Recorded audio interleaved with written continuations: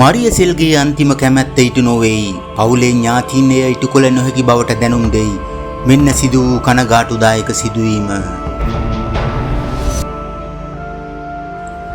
රෝගාතුර වීම හේතුවෙන් කළුතර ශික්ෂණ රෝහලේදී ජීවිතයෙන් සමුගත් ප්‍රවීණ ගායන ශිල්පිනී මරියසෙල් ගුණතිලක මහත්මිය මිය යාමට පෙර තමන්ගේ අවසන් කැමැත්ත ලෙස තමන් මිය ගොස් පැය 24ක් යාමට මත්තෙන් සියලු අවසන් කටයුතු නිම කරන ලෙස පවුලේ ඥාතීන්ට දැනුම් දී තිබුණා. නමුත් මේ වන විට වාර්තා වන්නේ මරියසෙල් ගුණතිලක මහත්මියගේ අවසන් කැමැත්ත ඉටු කිරීමට නොහැකි තත්ත්වයක් උදා වී ඇති බවයි. ඒ අනුව අවසන් ගෞරව දැක්වීමේ අවස්ථාව හිමි කර දීම සඳහා මරියසෙල් ගුණතිලක මහත්මියගේ අවසන් කැමැත්ත ඉටු කිරීම ප්‍රායෝගික නොවන බවටයි පවුලේ ආරංචි මාර්ගවලින් වැඩිදුරටත් වාර්තා වන්නේ. මරියසෙල් ගුණතිලක මහත්මියගේ දේහය පිළිබඳ අවසන් කටයුතු එළඹන සඳුදා බොරැල්ල පොදු සුසාන භූමියේදී සවස 5ට සිදු කිරීමට නියමිතව තිබෙනවා.